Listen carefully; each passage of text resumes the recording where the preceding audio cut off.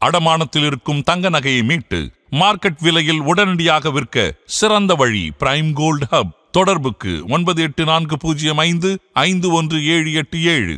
தங்கத்தை மட்டுமல்ல, உங்கள் தன்னம்பிக்கையையும் மீட்டுத் தருகிறோம். ஹாலிடேஸ்னாலே அது நம்ம ஜிடி ஹாலிடேஸ் தான். GT holidays, South India's #1 travel brand.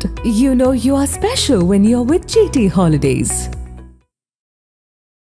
August மாதம்னாலே நம்மளுடைய அனைவரது நினைவுக்கும் வருவது நம்ம நாட்டுடைய சுதந்திர தினம் தான்.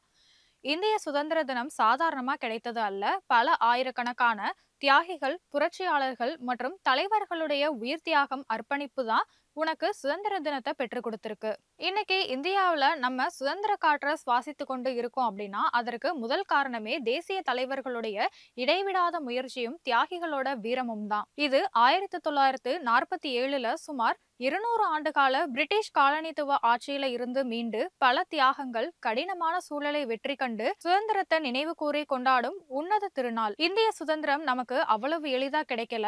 ஆயிரக்கணக்கானவங்களுடைய தன்னலமற்ற தியாகமும் இந்தியா அப்படிங்கிற சுதந்திர நாடு உருவாக காரணமானுச்சு. போராட்டமும் உயிர் தியாகங்களும் பல தலைமுறைகளோட சுதந்திர இயக்கமும் தான் நம்மள இன்னைக்கு இங்க வரைக்கும் கொண்டு வந்திருக்கு. 3 பக்கம் கடலானாலும் ஒரு பக்கம் நிலப்பரப்பாலும் சூழப்பட்டதால தான் தீபகற்பம் அப்படின்னு அழைக்கப்படுற நமது நாடானது வடக்கே இமயமலை, மேற்க அரபிக்கடல், கிழக்க வங்காள விரிகுடா, தெற்கே கன்னியாகுமரின்னு மிக பெரும் நிலப்பரப்பளவை கொண்ட நாடு. அந்த காலகட்டத்துல நம்ம நாடானது மிகவும் செழிப்பாகவும் பசுமையாகவும் திகழ்ந்தது. செல்வ செழிப்புல உலகத்துல உள்ள அனைத்து நாடுகளுக்கும் சிம்ம சொப்பனமா இருந்தது. சுதந்திரத்துக்கு முன்னாடி பிரிக்கப்படாத பாகிஸ்தான மேற்குலையும் பங்களாதேஷ கிழக்குலையும் கொண்ட பறந்து விரிந்த ஒரே நாடா இருந்ததுதான் இந்தியா. நமது நாட்டை பல குறுநில மன்னர்கள் தொடர்ந்து ஆட்சி செய்து வந்தாங்க. தென்னிந்தியாவை பொறுத்த வரைக்கும் சேர, சோழ, பாண்டிய மன்னர்கள் ஆட்சி செய்து மண்ணோட பெருமையை காத்தாங்க. மன்னர் ஆட்சியை தொடர்ந்து இஸ்லாமியர்கள் டெல்லி சுல்தான் மற்றும் தக்னத் சுல்தான், விஜயநகர பேரரசு, முகாலய பேரரசு, மராத்திய பேரரசு, துரானி பேரரசு, சீக்கிய பேரரசுன்னு பல பேரரசுகள் அமைக்கப்பட்டு நம்ம நாட்டோட வளம் பாதுகாக்கப்பட்டு வந்தது. விஜயநகர பேரரசு காலத்துல நமது நாட்டுக்கு முதல் வெளிநாட்டு பயணியா வந்தவர் தான் போர்ச்சுகலை சேர்ந்த வாஸ்கோ ட காமா. கடல் வழியாக பயணித்து வந்த அவரு இந்தியாவுடைய மேற்கு கடற்கரையில உள்ள கள்ளிக்கோட்டைய வந்தடைந்தாரு. வாஸ்கோ ட காமா மூலமா இந்தியால உணவுக்கு சுவை சேர்க்கும் மசாலா பொருட்கள் இருப்பதை அறிந்த ஐரோப்பியர்கள் தங்கள் நாடுகள்ல விற்பனை செய்ய விரும்பி கோழிக்கோடு துறைமுகத்துக்கு கடந்த 1498 ஆண்டு வந்து இறங்கினாங்க. வர்த்தக நோக்கத்துக்காக வந்த அவங்க காலப்போக்குல இங்க தங்களுடைய அரசியல் ஆதிக்கத்தை செலுத்த தொடங்கினாங்க. வந்தாரை வாழ வைக்கும் நாடெங்கள் நாடு அப்படிங்கிற பெருமை நமது இந்திய நாட்டுக்கு எப்போதுமே உண்டு. அதற்கு ஏத்த மாதிரியே அப்போதைய கள்ளிக்கோட்டை மன்னரான சாமரின் என்பவர் போர்ச்சுகல்ல சேர்ந்தவங்களை வடிவம் செய்ய அனுமதி அளித்தாரு. கள்ளிக்கோட்டை, கண்ணனூர், கொச்சி ஆகிய இடங்கள்ல போர்ச்சுகல் வணிக நிலையங்களை நிறுவி வர்த்தகம் செய்தாங்க. இவங்களை தொடர்ந்து நெதர்லாந்து நாட்டை சேர்ந்த டச்சுக்காரர்கள் 1602 ஆண்டு தங்களுக்கான வர்த்தக நிறுவனங்களை உருவாக்கி இந்தியாவில் மசூலிப்பட்டினம், காரைக்கால், நாகப்பட்டினம், கசிம் பசார் ஆகிய இடங்கள்ல வியாபார நடவடிக்கைகளை தொடங்கினாங்க. அதோட தொடர்ச்சியா 1613 ஆண்டுல ஆங்கிலேயர்கள் சூரத்ல வணிக நிலையத்தை நிறுவனாங்க. ஆங்கிலேயர்கள் தங்களது கிழக்கந்திய கம்பெனியை இங்க தொடங்கினாங்க. இந்த கம்பெனி மூலமா தங்கள் நாட்டுல உருவாக்கப்பட்ட பொருட்களை பிரிட்டிஷ்காரங்க இந்தியாவில விற்பனை செய்தாங்க. ஆரம்பத்துல வணிக நோக்கங்களுக்காக வந்த ஆங்கிலேயர்கள் பிறகு படிப்படியா அரசியல் அதிகாரத்தையும் கைப்பற்ற தொடங்கினாங்க. கொஞ்சம் கொஞ்சமா இந்தியாவை பிரிட்டிஷ் அரசோட கட்டுப்பாட்டுக்குள்ள கொண்டு வந்து ஏழ்மையும் சர்வாதிகாரமும் மக்களை வாட்டி வதைக்க நம்மள அடிமைகளாக மாற்றி இந்தியாவோட செல்வத்தையும் வளத்தையும் அள்ளி கொண்டு போனாங்க ஆங்கிலேயர்கள். 1639 ஆண்டுல அன்றைய மதராஸ் நகர்ல ஆங்கிலேயர்களால கட்டப்பட்ட புனித ஜார்ஜ் கோட்டை தான் இந்தியாவுல அமைய பெற்ற அவங்களோட முதல் கோட்டை. 1600 முதல் 1858 ஆண்டு வரைக்குமே கிழக்கந்திய கம்பெனி இந்தியாவுல வணிகம் மற்றும் ஆட்சியை முழுமையா கட்டுப்படுத்தியது. 1858 கிழக்கு இந்திய கம்பெனி ஆட்சிக்கு வந்த பிறகு இந்தியாவில பிரிட்டிஷ் அரசாங்கத்தோட நேரடி ஆட்சி தொடங்கியது. இது பிரிட்டிஷ் ராஜ் அப்படின்னு அழைக்கப்பட்டது. ஆங்கிலேயர்கள் என்னதான் தன்னோட ஆதிக்கத்தை மேலோங்க செய்தாலும் அதற்கு எதிராக நமது இந்தியர்கள் பல போராட்டங்கள்லையும் கிளர்ச்சிகள்லையும் தொடர்ந்து ஈடுபட்டு கொண்டேதான் இருந்தாங்க. இதோட விளைவா 1857 ஆண்டு இந்தியாவில முதல் சுதந்திர போர் வெடித்தது. இதற்கிடையில 1919 அமிர்தசரஸ்ல ஜாலியன் வாலாபாக்ல கூடியிருந்த நிராயுத பாணியான ஆண்கள், பெண்கள் மற்றும் குழந்தைகள்னு அனைவரையும் சுடுமாறு பிரிட்டிஷ் ராணுவ தளபதியான ஜெனரல் உத்தரவிட்டாரு. இதுல நூத்துக்கணக்கான இந்தியர்கள் உயிரிழந்தாங்க. இதையடுத்து 1920ஆம் ஆண்டுல கிலாபாத் ஒத்துழையாமை இயக்கம், கம்யூனிஸ்ட் கட்சி, அகில இந்திய தொழிற்சங்க காங்கிரஸ் போன்றவை தோன்றினது. ஆயுத வழி போராட்டமும் எழுச்சிமிகு பேச்சுக்களும் நாட்டோட சுதந்திர வேலியை தீவிரப்படுத்தினது.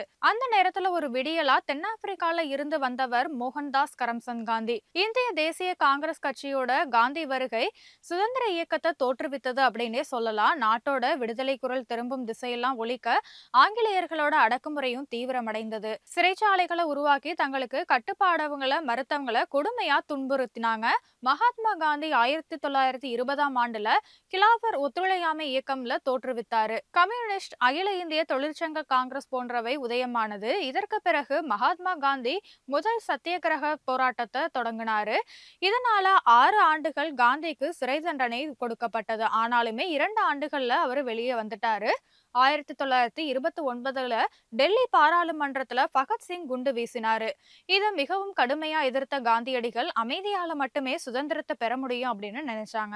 1930ஆம் ஆண்டு பிரிட்டிஷ் அரசு உப்புக்கு வரி விதித்தது. ஆனா அதை ஏற்க மறுத்த காந்தியடிகள் தங்களுடைய நாட்டுல விளைந்த பொருட்களுக்கு அந்நியர் வரி விதிப்பதா அப்படின்னு சொல்லி அகிம்சை முறையில இதை எதிர்க்க முடிவு செய்து 1930 மார்ச் 2ஆம் தேதி அகமதாபாத்ல இருந்து 240 மைல் தூரத்துல இருந்த தண்ணியை நோக்கி நடைப்பயணம் மேற்கொண்டாரு.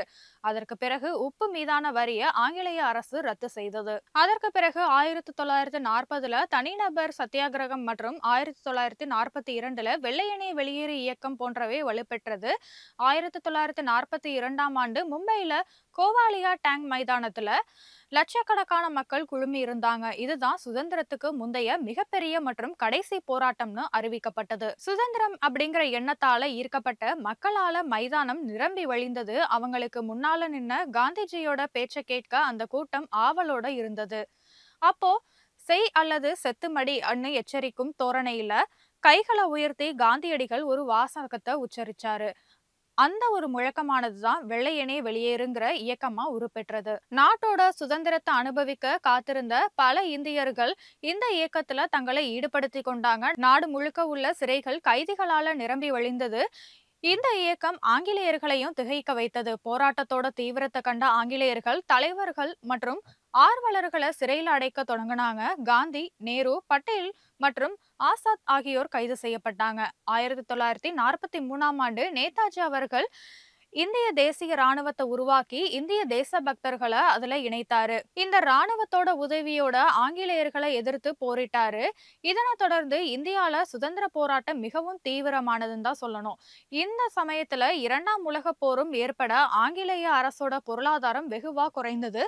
சொந்த நாட்டிலேயே நிர்வகிக்க முடியாத சூழலும் ஏற்பட்டது. இந்த நிலையில 1945ல நடைபெற்ற பிரிட்டன் பொதுத் தேர்வுல தொழிலாளர் கட்சி ஆட்சியை பிடித்தது. இதற்கு முக்கிய காரணமே தனது தேர்தல் வாக்குறுதிகள்ல இந்தியா உள்ளிட்ட நாடுகளுக்கு சுதந்திரம் வழங்கப்படும்னு தெரிவிச்சிருந்தது. இந்த நிலையில தான் 1947ஆம் ஆண்டு இந்தியாவோட கடைசி வைசியராக மவுண்ட் பேட்டன் பொறுப்பேற்றாரு. இவர் உடனடியா நேரு, ஜின்னா உள்ளிட்ட தலைவர்கள் கிட்ட தொடர் பேச்சுகள் நடத்தினாரு. ஆனா ஜின்னா முஸ்லிம்களுக்கு தனி நாடு வேணும் அப்படிங்கிற கோரிக்கையில பிடிவாதமா இருந்தாரு. இதனால 1947ஆம் ஆண்டு ஜூன் 3ஆம் தேதி அன்னைக்கு இந்திய பேரரச மதசார்பற்ற இந்தியா அப்படின்னும் முஸ்லிம்களுக்குன்னு பாகிஸ்தானை பிரித்தளிப்பதாகவும் மவுண்ட் பேட்டன் அறிவித்தாரு. இதன் மூலமா 1947ஆம் ஆண்டு ஆகஸ்ட் 14ஆம் தேதி பாகிஸ்தான் தனி நாடா பிரிந்து போனது. அதற்கு அடுத்த நாள், அதாவது இந்தியாவுக்கு 1947ஆம் ஆண்டு ஆகஸ்ட் 15ஆம் தேதி நள்ளிரவுல சுதந்திரம் வழங்கப்பட்டது. மகாத்மா காந்தியடிகளோட அறவழி போராட்டங்களுக்கு வெற்றி கிடைத்தது போலவே 1947ஆம் ஆண்டு இந்தியாவுக்கு சுதந்திரமும் கிடைத்தது. 1947ஆம் ஆண்டு ஆகஸ்ட் 15ஆம் தேதி நள்ளிரவுல இந்திய விடுதலை சட்டத்தின்படி ஆங்கிலேயர்கள் கிட்ட இருந்து இந்தியாவுக்கு சுதந்திரம் கிடைத்தது. இந்தியா மற்றும் பாகிஸ்தான் அப்படிங்கிற 2 நாடுகளும் உருவானது. சுதந்திர இந்தியாவுல முதல் பிரதமரா ஜவஹர்லால் நேரு தேர்வானாரு. டெல்லி செங்கோட்டையில நள்ளிரவுல மூவர்ண கொடி ஏற்றப்பட்டது. சுதந்திர போராட்ட முன்னோடிகளாக தமிழகத்தைச் சேர்ந்த வீரபாண்டிய கட்டபொம்மன், மருது சகோதரர்கள் உள்ளிட்டோர் இந்திய சுதந்திரத்துக்காக தங்களோட வாழ்க்கையவே அர்ப்பணிச்சிருக்காங்க. சுபாஷ் சந்திர போஸ், ஜவஹர்லால் நேரு, சர்தார் வல்லபாய் பட்டேல், பகத்சிங், வ.உ.சி. வாஞ்சிநாதன், பாரதியார், சுப்பிரமணிய சிவா, கொடிக்காத்த குமரன், பாலகங்காதர திலகர், கோபாலகிருஷ்ண கோகலே, லால் பகதூர் சாஸ்திரி, அன்னி பெசன்ட், சரோஜினி நாயுடு, ஜான்சி ராணி உள்ளிட்ட ஏராளமானவர்களோட தியாகமும் நாட்டுப்பற்றும் ஆங்கிலேயர்கள் கிட்ட இருந்து விடுதலையை நமக்கு பெற்றுக் கொடுத்திருக்கு.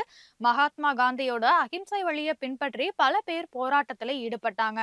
ஒரு சில பேர் ஆயுதமேந்தி போராட்டத்துல ஈடுபட்டாங்க. சரோஜினி நாயுடு, வேலு நாச்சியார் போன்ற பெண் தலைவர்களும் விடுதலை போராட்ட களத்துல முக்கிய பங்கு வகிச்சிருக்காங்க. சுதந்திர இந்தியாவோட முதல் பிரதமரா ஜவஹர்லால் நேருவும் துணை பிரதமரா சர்தார் வல்லபாய் பட்டேலும் பதவியேற்றாங்க. இந்திய வரலாற்றிலேயே பொன் எழுத்துக்களால பொறிக்கப்பட வேண்டிய இந்த நாளானது ஒவ்வொரு ஆண்டும் இந்திய சுதந்திர தினத்தை போற்றி கொண்டாடுது. 10 வயது பள்ளி குழந்தைகளும் நினைவுல வைத்துக் கொள்ளும் வகையில கடந்த 75 ஆண்டுகளுக்கும் மேலா ஆகஸ்ட் 15ஆம் தேதி நாடு முழுக்க சுதந்திர தின விழா கோலாகலமா கொண்டாடப்பட்டு வருது. சுதந்திர நாட்டோட குடிமக்கள்னு நம்மை பெருமையோட சொல்லிக் கொள்ற தருணம் உருவாக நமக்கு சுமார் 300 ஆண்டுகள் தேவைப்பட்டிருக்கு. நாடு முழுக்க தேசிய விடுமுறையா அங்கீகரிக்கப்பட்டுள்ள சுதந்திர தினம் விழாக்களோடையும் தேசபக்தி உணர்வோடையும் கொண்டாடப்படுது. இந்திய சுதந்திர தின கொண்டாட்டம் நாட்டு மக்கள் கிட்ட பெருமை மற்றும் நன்றி உணர்வை ஆழமா ஏற்படுத்துது. இந்தியாவோட சுதந்திரத்துக்கு வழிவகுத்த சுதந்திர போராட்ட வீரர்களோட தியாகங்களை கௌரவிப்பதுல முக்கிய பங்கும் ஆற்றுது. நாடு முழுக்க பள்ளிகள், கல்லூரி, அலுவலகம், சமூக அமைப்புகள்னு தேசிய கொடியை ஏற்றும் நிகழ்வுகளை விழாக்கள்ல மக்கள் பங்கேற்கிறாங்க. அணிவகுப்புகள், கலாச்சார நிகழ்ச்சிகள் மற்றும் தேசபக்தியை வெளிப்படுத்தும் வகையில பங்கேற்று இந்தியாவோட பெரிய சக்தியான வேற்றுமையில ஒற்றுமை மற்றும் இறையாண்மை உணர்வை கொண்டாடி மகிழும் நாளா சுதந்திர தினம் திகழுது. சுதந்திர தின கொண்டாட்டம் அப்படிங்கிறது வெறும் ஒரு நாள் கொடியேற்றமும் ராணுவ அணிவகுப்பு நிகழ்ச்சிகளோட முடிந்து விடுறது அல்ல. எண்ணற்ற தியாகிகளோட உதிரம் கொடுத்து பெற்ற சுதந்திர தினத்தை ஒட்டி இந்தியாவை வளர்ச்சி அடைந்த நாடாக மாற்றுவதையும், இனம், மொழி, மதம்னு கடந்து நாட்டுப்பற்று உணர்வை தாங்கி சர்வதேச அரங்களை இந்தியாவை உயர்த்துவதையும் நோக்கமா கொண்டாடப்பட்டதுதான். அதற்கு இந்த பொன்னாள்ல நம்ம எல்லாருமே உறுதிமொழி ஏற்போம். கல்வி, பொருளாதாரம், சமூக வளர்ச்சி, வேலைவாய்ப்பு, சுகாதாரம், மருத்துவம், தொழில்நுட்பம், வணிகம்னு அனைத்து துறைகள்லையும் இந்தியா முன்னேற்றம் அடையணும் அப்படிங்கிறதுக்காக பயணத்துல நம்ம எல்லாருமே ஏதோ ஒரு வகையில ஒரு விதையாகவோ அல்லது செடியாகவோ மரமாகவோ செயல்படுவதுதான் நம்மளுடைய உயிர் தியாகம் செய்து விடுதலை பெற்று தந்த தியாகிகளுக்கு செலுத்தும் உண்மையான மரியாதை.